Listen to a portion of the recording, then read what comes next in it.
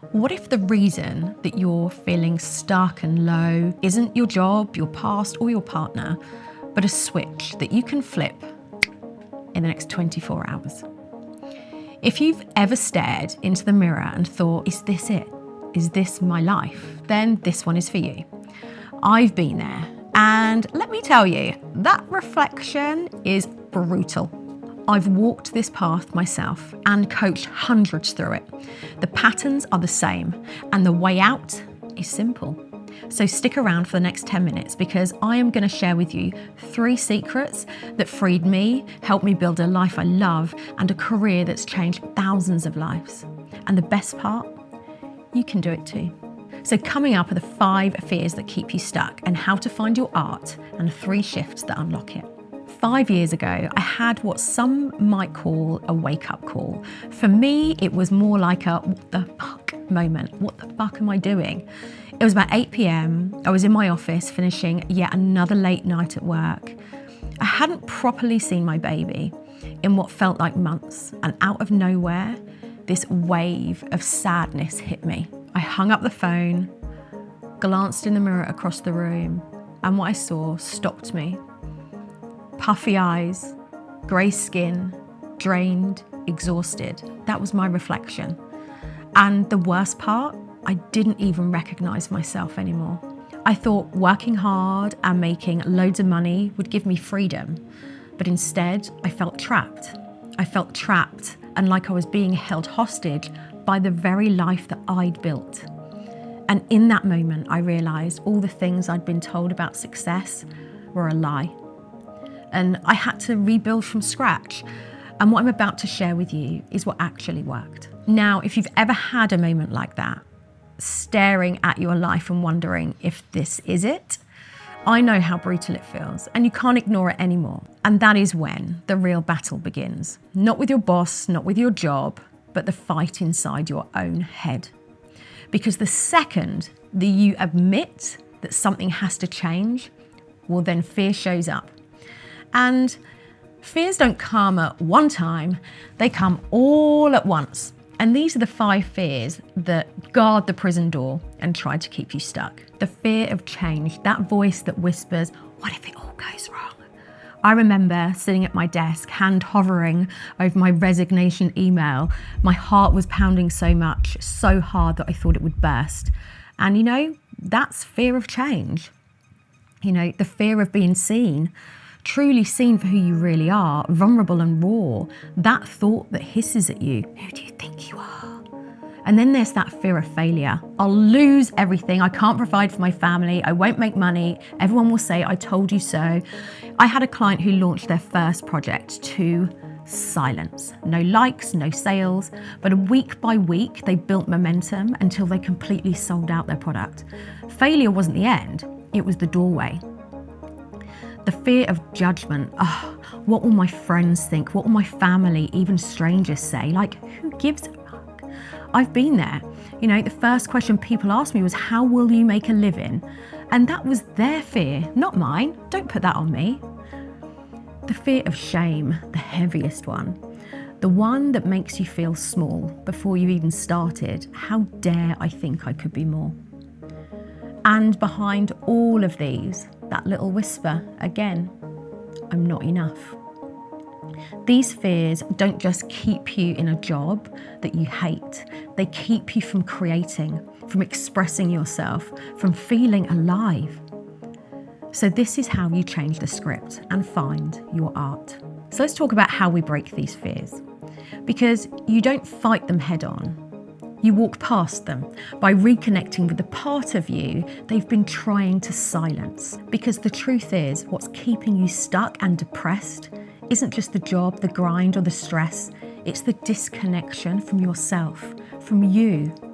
You're alive and you're doing, but you're not being. Here's what I've learned. Creativity isn't reserved for painters or poets.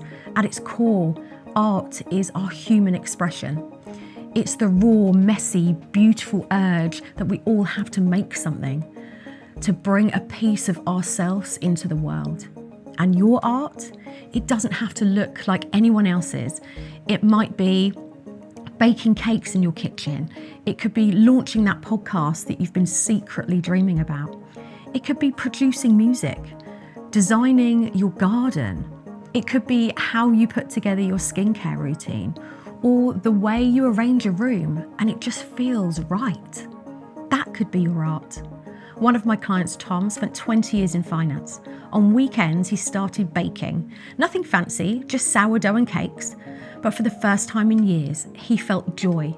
Within 6 months, that hobby became his side business. But more importantly, it brought him alive again. That's the power of art. It's not about being Van Gogh. It's about being you.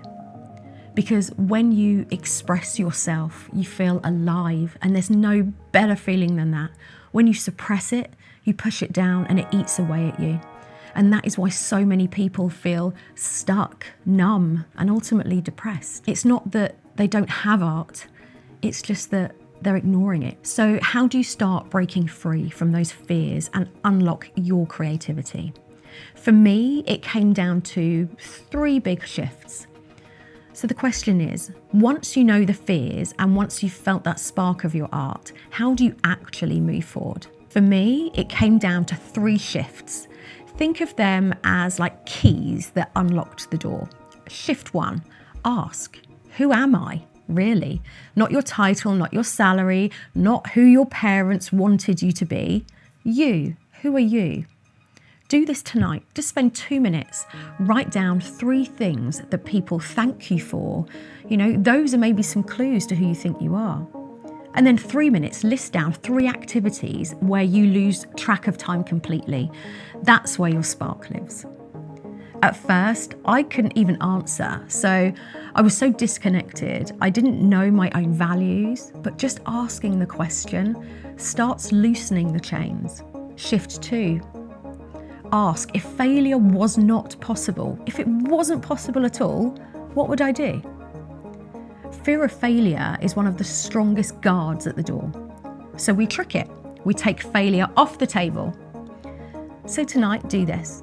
5 minutes, set a timer. Write down 10 messy ideas you try if failure did not exist. No judging, no censoring, write it down.